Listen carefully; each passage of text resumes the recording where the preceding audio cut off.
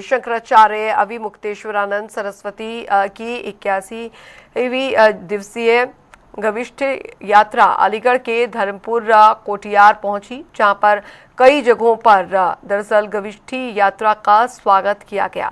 वहीं हमारे संवाददाता जेडीएन खान ने दरअसल खास बातचीत में एक बार फिर से शंकराचार्य ने गौ माता को राष्ट्रमाता घोषित करने की मांग उठाई। अलीगढ़ में शंकराचार्य अविमुक्तेश्वरानंद जी आज मौजूद हैं और गौ रक्षा के लिए लगातार प्रयास कर रहे हैं और इनसे इसी को लेकर हम इनसे बात करने का प्रयास करेंगे कि किस तरीके से बात की है। बात करेंगे सर, ये जो आप संकल्प लिया है आपने 81 दिन की जो आपकी यात्रा है, क्या है आपको? ये गविष्ठी यात्रा है। गौ को माता के रूप में सरकारों के कागज में संस्थापित करने, उद्घोषित करने और उनकी रक्षा की गारंटी लेने के लिए ये यात्रा चल रही है।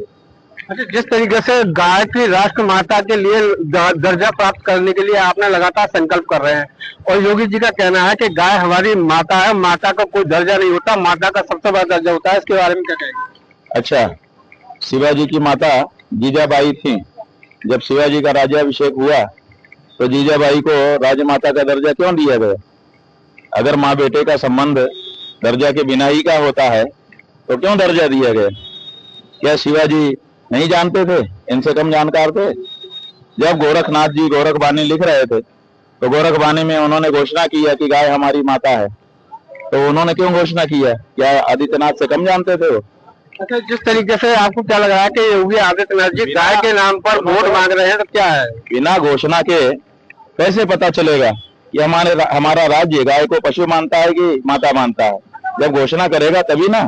या तो वो घोषणा करे जैसे अभी किया हुआ है कि गाय पशु है, तो हमको पता चलता है कि गाय राज्य जो है गाय को पशु मानता है, तो इसलिए हम उसको बदलवाना चाहते हैं। तो अब वो कहते हैं कि हम बदलेंगे नहीं, हमारी माता है। अरे व्यक्तिगत तुम्हारी माता होगी, लेकिन हम तो राज्य से पूछ रहे हैं कि भारत उत्तर प्रदेश राज्य बताए कि गाय के उसके लिए क्या है, तो राज्य को तो घोषणा करनी पड़ेगी। जिस तरीके से गौ नाम से लगातार रोड पे बलवे हो रहे हैं, हत्याएं हो रही हैं, उसके बारे में क्या? भाई वही तो करते रहना चाहते हैं ये लोग, इसीलिए तो गाय को ना तो माता कह करके संबोधित कर रहे हैं और ना तो उसको कोई दर्जा दे रहे हैं, ना तो उसके कोई प्रोटोकॉल बना रहे हैं, ताकि रोज इनको मौका मिलता रहे गाय के नाम पे जो चाहे करते रहें। किसी को मारना चाहे, पीटना चाहे तो कह दें कि गाय को छेड़ रहा था, गाय को मार रहा था, वो हत्यारा है, बस पूरी भीड़ इकट्ठा हो जाएगी, मारने लगेगी। आपका क्या कहना है कि जो गाय को राष्ट्रीय दर्जा देगा और जनता जो वोट की बात आ रही है वो राष्ट्रीय दर्जे? तो ये कहना है कि ये देश गौ भक्तों का है। भारत की संस्कृति में कभी भी गाय को पशु नहीं कहा गया है। ये अंग्रेज थे जिन्होंने गाय को पशु कहा।